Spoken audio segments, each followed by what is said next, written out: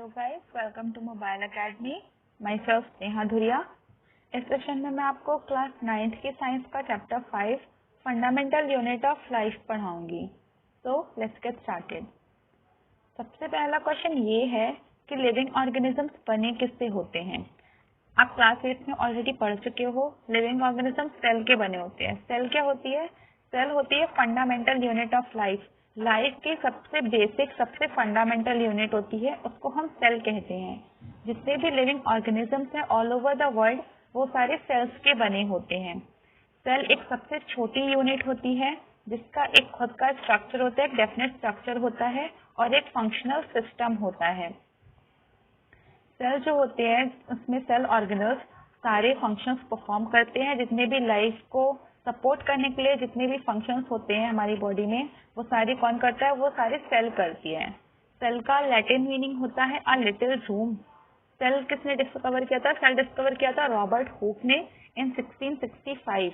इन्होंने क्या किया था? प्लांट्स की जो बार्क होती है उसको हम कॉर्क सेल्स कहते हैं।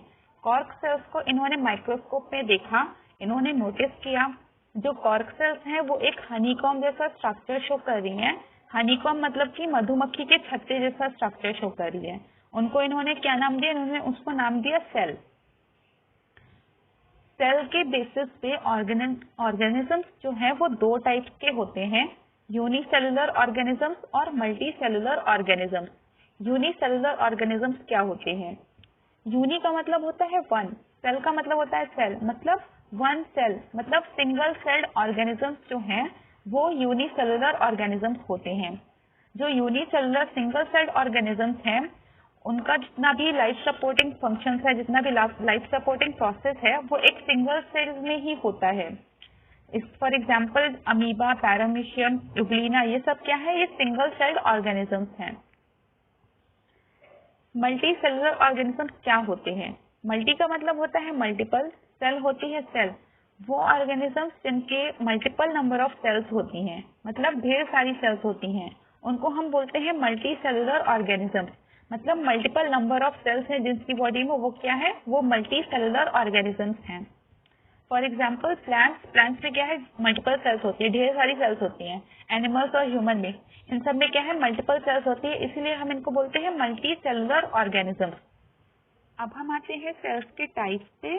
सेल जो है वो दो टाइप्स की होते हैं, prokaryotic cell and eukaryotic cell. Prokaryotic cell होती है जो इनकम्प्लीट और अनडेवलप्ड सेल होती है, उसको हम बोलते हैं प्रोकैरियोटिक सेल। यूकैरियोटिक सेल वो होती है जो कंप्लीट होती है, जिसमें सारे सेल ऑर्गेनल्स प्रेजेंट होते हैं, उसको हम बोलते हैं यूकैरियोटिक सेल। डायग्राम देखिए। जो प्रोकैरियोटिक सेल है इसमें कोई भी मेम्ब्रेन बाउंड ऑर्गेनल नहीं है। While in eukaryotic cell mitochondria, lysosome, ये सब क्या है? ये सेल ऑर्गेनल्स हैं, मेम्ब्रेन बाउंड ऑर्गेनल्स हैं, वो प्रोकैरियोटिक सेल में प्रेजेंट नहीं होते। आप न्यूक्लियस पे ध्यान दीजिए। जो यूकैरियोटिक न्यूक्लियस है उसमें एक न्यूक्लियर मेम्ब्रेन प्रेजेंट है, बट प्रोकैरियोटिक सेल में कोई मेम्ब्रेन नहीं है। न्यूक्लियस है वो वेल डिफाइंड न्यूक्लियस नहीं है, इसलिए हम उसको नाम देते हैं न्यूक्लियोइड। क्या बोलते हैं? न्यूक्लियोइड, क्योंकि ये वेल डिफाइंड न्यूक्लियस नहीं है। यही डिफरेंस है प्रोकैरियोटिक और यूकैरियोटिक सेल में। वेल डिफाइंड न्यूक्लियस नहीं होता प्रोकैरियोटिक में, while in eukaryotic well defined nucleus होता है और मेम्ब्रेन बाउंड ऑर्गेनल्स होते हैं। प्रोकैरियोटिक में मेम्ब्रेन बाउंड ऑर्गेनल्स एब्सेंट होते हैं। आगे बढ़ते हैं सेल स्ट्रक्चर पे। आपने सेल के बारे में पढ़ा, सेल क्या होती है।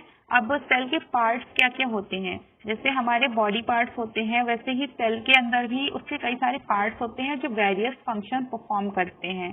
सेल के बारे में, जो सेल होता है, जितनी भी फंक्शनिंग होती है सेल में, वो सारी कौन परफॉर्म करता है? Cell organelles. अब इन सेल ऑर्गेनल्स के बारे में हम डिटेल में पढ़ेंगे। तो सबसे पहले हम पढ़ेंगे प्लाज्मा मेम्ब्रेन के बारे में। प्लाज्मा मेम्ब्रेन क्या होती है? डायग्राम देखिए। आपको सेल ऑर्गेनल्स के बारे में पढ़ते हुए कुछ भी नहीं करना है, आपको सिर्फ डायग्राम देखना है और जो फंक्शंस मैं बता रही हूँ आपको बस उसको सुनना है। तो डायग्राम देखिए। सेल के जो आउटर मोस्ट कवरिंग है, सेल की आउटर मोस्ट जो लेयर है, उसको हम बोलते हैं प्लाज्मा मेम्ब्रेन। मेम्ब्रेन का मतलब क्या होता है? लेयर, मतलब इसको हिंदी में कहते हैं झिल्ली। तो जो सबसे आउटर मोस्ट लेयर है उसको हम कहते हैं प्लाज्मा मेम्ब्रेन। प्लाज्मा मेम्ब्रेन का एक दूसरा नाम भी होता है सेल मेम्ब्रेन। आपको कंफ्यूज बिल्कुल नहीं होना है। प्लाज्मा मेम्ब्रेन और सेल मेम्ब्रेन दोनों एक ही चीज है। तो सेल की जो आउटर मोस्ट कवरिंग है उसको हम कहते हैं सेल मेम्ब्रेन या प्लाज्मा मेम्ब्रेन। जो प्लाज्मा मेम्ब्रेन होती है वो सिलेक्टिवली परमिएबल मेम्ब्रेन होती है। अब इसका मतलब क्या होता है? परमिएबल का मतलब होता है कि ये जो चीजों का ट्रांसपोर्टेशन है उसको अलाउ करती है। चीजें जो भी ट्रांसपोर्ट हो रही है सेल के अंदर या सेल के बाहर जा रही हैं, उनका ट्रांसपोर्टेशन कौन करता है? सेल मेम्ब्रेन करती है। लेकिन ये क्या है? ये सिलेक्टिवली परमिएबल है। सिलेक्टिवली परमिएबल का मतलब होता है कि ये उन चीजों को अलाउ नहीं करती जिसको उसको नहीं जाने देना है। कहने का मतलब है ये जिसको चाहती है बस उसको ही बाहर जाने देगी, जिसको चाहती है उसी को अंदर आने देगी। बहुत ज्यादा चूजी है, ये सिलेक्टिव है, इसीलिए इसका नाम है selectively permeable membrane. Plasma membrane है वो डिफ्यूजन और ओस्मोसिस में हेल्प करती है। डिफ्यूजन आप जानते हो, movement of water from higher concentration to lower concentration. Osmosis क्या होता है? ओस्मोसिस भी होता है movement of water from higher concentration to lower concentration, but osmosis में एक सेमी परमिएबल मेम्ब्रेन होती है, एक लेयर होती है। वाटर के मूवमेंट के लिए एक लेयर होती है, इसीलिए ये डिफ्यूजन से अलग हो जाता है। प्लाज्मा मेम्ब्रेन बना किससे होता है? प्लाज्मा मेम्ब्रेन है वो प्रोटीन और by layer of lipid. Protein, ये देखिए डायग्राम में जो ब्लू कलर का स्ट्रक्चर है इसको हम बोलते हैं प्रोटीन, और ये जो स्फेरिकल छोटे छोटे स्ट्रक्चर देख रहे हो आप, ये है लिपिड। ठीक है, एक लेयर ऊपर है एक लेयर नीचे, इसीलिए हम इसको बोलते हैं by layer of lipid. Plasma membrane किसकी बनी होती है? By layer of lipid and protein. Plasma membrane के बाद में हम पढ़ेंगे सेल वॉल के बारे में। सेल वॉल क्या होती है? सेल वॉल सिर्फ और सिर्फ प्लांट सेल्स में प्रेजेंट होती है। ये आउटर मोस्ट लेयर होती है। प्लाज्मा मेम्ब्रेन या सेल मेम्ब्रेन के बाहर भी एक लेयर होती है प्लांट सेल में, जिसको हम सेल वॉल कहते हैं। एक बात आपको ध्यान देना है कि सेल वॉल सिर्फ और सिर्फ प्लांट सेल में होती है, एनिमल सेल में ये नहीं होती है। प्लाज्मा मेम्ब्रेन के भी बाहर जो एक लेयर है उसको हम सेल वॉल कहती हैं। डायग्राम में आप देख सकते हैं प्लाज्मा मेम्ब्रेन है वो अंदर है, उसके बाहर जो एक लेयर है इसको हम कहते हैं सेल वॉल। सेल वॉल किसकी बनी होती है? सेल वॉल सेल्यूलोज की बनी होती है। इसका फंक्शन क्या होता है? सेल वॉल जो है प्लांट सेल में स्ट्रक्चरल सपोर्ट प्रोवाइड करती है, टर्जिडिटी एंड रिजिडिटी प्रोवाइड करती है प्लांट सेल को। नेक्स्ट है हमारा साइटोप्लाज्म। साइटोप्लाज्म क्या होता है? प्लाज्मा मेम्ब्रेन के अंदर और न्यूक्लियर मेम्ब्रेन के बाहर सेल में जितना भी फ्लूइड होता है, फिर से सुनिए, प्लाज्मा मेम्ब्रेन के अंदर और सेल न्यूक्लियर मेम्ब्रेन के बाहर जितना भी फ्लूइड होता है हम उसको साइटोप्लाज्म कहते हैं। साइटोप्लाज्म जो होता है वो फ्लूइड होता है जो कि सेल में पूरा भरा होता है। किसका होता है? ये वाटर, सॉल्ट्स और प्रोटीन्स इसमें मिक्स्ड होते हैं, और ये सेल मेम्ब्रेन से सराउंडेड होता है जैसे कि मैंने अभी आपको बताया। और न्यूक्लियर मेम्ब्रेन के बाहर जो होता है, प्लाज्मा मेम्ब्रेन के अंदर और न्यूक्लियर मेम्ब्रेन के बाहर। आते हैं हम सेल ऑर्गेनल्स में। सेल ऑर्गेनल्स क्या होते हैं? जैसे कि हमारी बॉडी में बॉडी पार्ट्स होते हैं, उनको हम क्या कहते हैं? ऑर्गन्स कहते हैं। वैसे ही सेल के जो पार्ट्स होते हैं उनको हम सेल ऑर्गेनल्स कहते हैं। सेल किससे मिलकर बनी होती है? सेल ऑर्गेनल्स से। सेल ऑर्गेनल्स क्या होते हैं? सेल ऑर्गेनल्स वो सारे मेम्ब्रेन बाउंड जो पार्ट्स होते हैं सेल के, जिनकी खुद की एक मेम्ब्रेन होती है और उस मेम्ब्रेन के अंदर रह के वो अपना अपना काम करते हैं, उनको हम क्या कहते हैं? उनको हम सेल ऑर्गेनल्स कहते हैं। वो सारे पार्ट्स जिनकी खुद की मेम्ब्रेन होती है और उसी मेम्ब्रेन के अंदर रह के वो अपना अपना काम करते हैं, उनको हम क्या कहते हैं? Cell organelles. स्टार्ट करते हैं न्यूक्लियस से। न्यूक्लियस क्या है? एक सेल ऑर्गेनल है। क्यों? स्ट्रक्चर इसका देखेंगे, क्योंकि इसके बाहर एक लेयर है, मेम्ब्रेन बाउंड लेयर है, जिसको हम कहते हैं न्यूक्लियर मेम्ब्रेन या न्यूक्लियर एनवलप। इसके दो नाम हैं। आप देख सकते हैं छोटे छोटे जो पोर्स हैं इसको हम कहते हैं न्यूक्लियर पोर्स। ये किस लिए होते हैं? ट्रांसपोर्टेशन ऑफ मटेरियल्स के लिए होते हैं। सेंटर पे आप देख सकते हो एक डेंस स्टोन जैसा पार्ट है, इसको हम कहते हैं न्यूक्लियोलस। न्यूक्लियोलस के बाहर क्रोमैटिन है। क्रोमैटिन क्या होता है? जो क्रोमोसोम्स होते हैं, क्रोमोसोम्स का इंटरवाइंड स्ट्रक्चर को हम क्रोमैटिन कहते हैं। क्रोमोसोम्स होते हैं वो खुद में डीएनए कैरी करते हैं। डीएनए का फुल फॉर्म होता है डीऑक्सीराइबोन्यूक्लिक एसिड। एक बार और बता दे रही हूँ, डीऑक्सीराइबोन्यूक्लिक एसिड। जो क्रोमोसोम होते हैं वो डीएनए से मिलकर बने होते हैं। डीएनए क्या होता है? डीएनए जेनेटिक मटेरियल होता है जो कि पेरेंट्स से ऑफस्प्रिंग में कैरेक्टर्स को ट्रांसफर करता है, कैरेक्टर्स को इनहेरिट करता है। डीएनए क्या होता है? जेनेटिक मटेरियल होता है जो कि कैरेक्टर्स को पेरेंट्स से ऑफस्प्रिंग में ट्रांसफर करता है। डीएनए से मिलकर बना होता है क्रोमोसोम, और क्रोमोसोम का इंटरवाइंड स्ट्रक्चर ही कहलाता है क्रोमैटिन। न्यूक्लियस के बाद हम आते हैं एंडोप्लाज्मिक रेटिकुलम में। न्यूक्लियस के बाहर आप ये स्ट्रक्चर देख सकते हैं, ये जो ट्यूब लाइक स्ट्रक्चर है इसको हम कहते हैं एंडोप्लाज्मिक रेटिकुलम। न्यूक्लियस के बाहर ये जो ट्यूब लाइक ट्यूब्यूलर स्ट्रक्चर है इसको हम कहते हैं एंडोप्लाज्मिक रेटिकुलम। एंडोप्लाज्मिक रेटिकुलम दो टाइप के होते हैं, एक rough endoplasmic reticulum and smooth endoplasmic reticulum. आप देख सकते हो ये जो रफ का एंडोप्लाज्मिक रेटिकुलम है इसको हम बोलते हैं रफ एंडोप्लाज्मिक रेटिकुलम। जैसा कि इसका स्ट्रक्चर है वैसा ही इसका नाम है। ये रफ क्यों है? क्योंकि ये जो ग्रैन्युल्स हैं, ग्रैन्युल्स की प्रेजेंस की वजह से ये रफ एंडोप्लाज्मिक रेटिकुलम कहलाता है। ये ग्रैन्युल्स क्या है? इन ग्रैन्युल्स को हम कहते हैं राइबोसोम्स। राइबोसोम्स क्या होते हैं? Site of protein synthesis. Ribosomes क्या होते हैं? Site of protein synthesis. उसके बाहर आप देखो ये जो बिल्कुल स्मूथ सा है जिसमें कोई ग्रैन्युअल नहीं है इसको हम बोलते हैं स्मूथ एंडोप्लाज्मिक रेटिकुलम। अब स्मूथ है तो इसको क्या नाम दिया हमने? Smooth endoplasmic reticulum. Endoplasmic reticulum का फंक्शन क्या होता है? एंडोप्लाज्मिक रेटिकुलम जो है वो प्रोटीन और फैट्स का सिंथेसिस करता है। जो रफ एंडोप्लाज्मिक रेटिकुलम है, जैसा कि अभी मैंने आपको बताया, प्रेजेंस ऑफ राइबोसोम्स की वजह से रफ एंडोप्लाज्मिक रेटिकुलम कहलाता है। राइबोसोम्स क्या कहते हैं? प्रोटीन का सिंथेसिस करते हैं। तो जो रफ एंडोप्लाज्मिक रेटिकुलम है वो प्रोटीन का सिंथेसिस करता है, और जो स्मूथ एंडोप्लाज्मिक रेटिकुलम है वो फैट्स और लिपिड्स का सिंथेसिस करता है। इसके बाद आता है हमारा गोल्गी अपैरेटस। इसको डिस्कवर किया था एक साइंटिस्ट ने जिसका नाम था कैमिलो गोल्गी। उन्हीं के नाम पर इसका नाम है गोल्गी अपैरेटस। ये क्या होता है? एक मेम्ब्रेन बाउंड वेसिकल्स होते हैं जिनको हम सिस्टर्न्स कहते हैं। क्या होता है? Membrane bound vesicles called cisterns. इसका फंक्शन क्या होता है? ये सेल के जो कंपोनेंट्स हैं उनको स्टोर करता है, सेल के कंपोनेंट्स को स्टोर करता है, और जब किसी भी पार्ट में किसी चीज की जरूरत होती है तो उसको पैक करके उसके पास भेजता है। क्या करता है? पैक करके उसके पास भेजता है। एक इसका फंक्शन और है, ये लाइसोसोम्स और वैक्यूल्स का फॉर्मेशन भी करता है। इसके बाद आता है हमारा लाइसोसोम्स। लाइसोसोम्स क्या होते हैं? आप डायग्राम में देखिए, ये जो ग्रीन कलर का स्ट्रक्चर है ग्रैनुलर जैसा, इसको हम कहते हैं लाइसोसोम्स। लाइसोसोम क्या होते हैं? सैक लाइक स्ट्रक्चर होते हैं। क्या? सैक लाइक स्ट्रक्चर होते हैं सराउंडेड बाय मेम्ब्रेन। अब सेल ऑर्गेनेल है तो वो मेम्ब्रेन से जरूर सराउंडेड होगा। जो लाइसोसोम है उसके पास कई सारे डाइजेस्टिव एंजाइम्स होते हैं जिसकी वजह से इसको डाइजेस्टिव यूनिट ऑफ सेल भी कहते हैं। लाइसोसोम्स के पास कई सारी पावरफुल और डाइजेस्टिव एंजाइम्स होती हैं जिससे सेल के अंदर का जितना भी डाइजेशन है वो कौन करता है? लाइसोसोम करता है।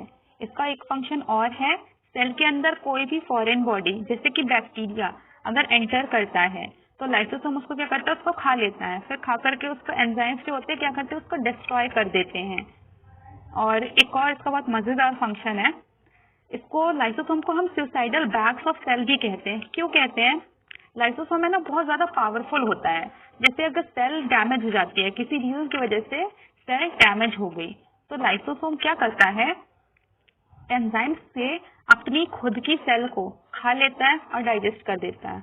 जिस सेल में ये रहता है, बहुत मजेदार फंक्शन है इसका, जिस सेल में ये रहता है उसी सेल को खा करके उसको डिस्ट्रॉय करता है। इसीलिए इसको क्या कहते हैं? Suicidal bags of cell. आपको याद रखना है, सुसाइडल बैग्स ऑफ सेल क्या होते हैं? लाइसोसोम्स। इसके बाद आते हैं हम माइटोकॉन्ड्रिया में। सबको पता है mitochondria is the power house of the cell.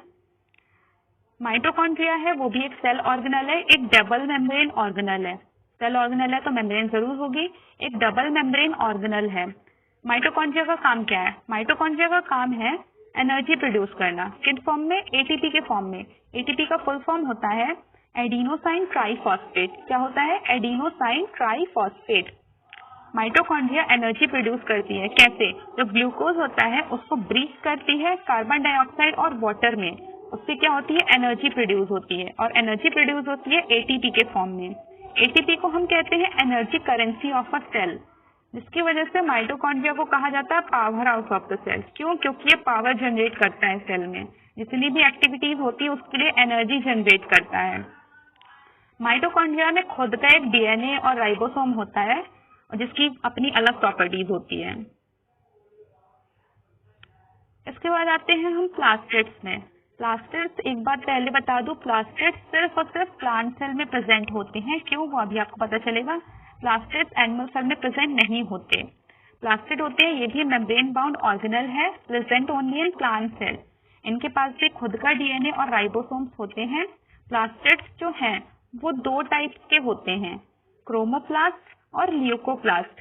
Chromoplast जो होते हैं वो कलर्ड प्लास्टिड्स होते हैं।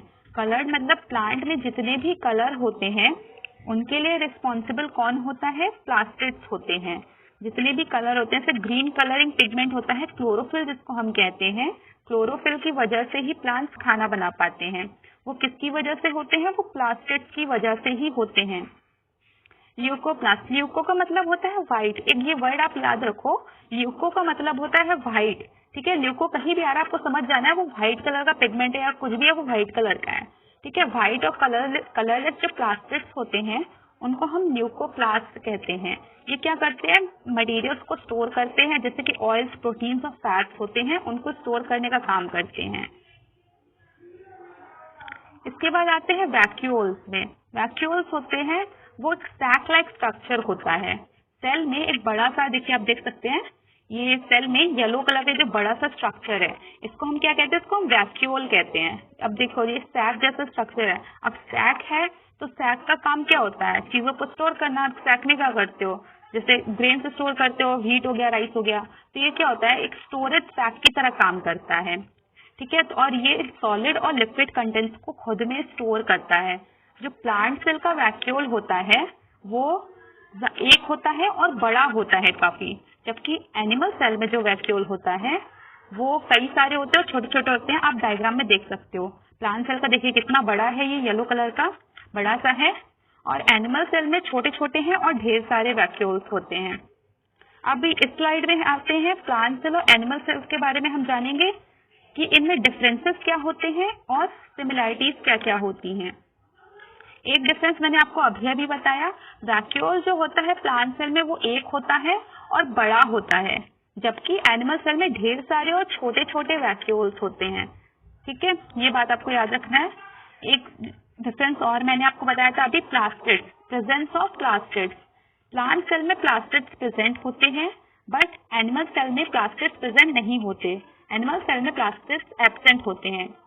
तीसरा डिफरेंस ये है कि प्लांट सेल में सेल वॉल होती है, outer membrane. Outermost membrane को हम क्या कहते हैं? Cell wall. उसके अंदर होती है प्लाज्मा मेम्ब्रेन। आप देख सकते हो सेल, इसमें प्लांट सेल में दो लेयर्स हैं। जो आउटर लेयर है उसको हम कहते हैं सेल वॉल, और जो इनर लेयर है उसको हम कहते हैं प्लाज्मा मेम्ब्रेन। और एनिमल सेल में सिर्फ एक ही लेयर है, plasma membrane. Cell wall absent होती है एनिमल सेल में।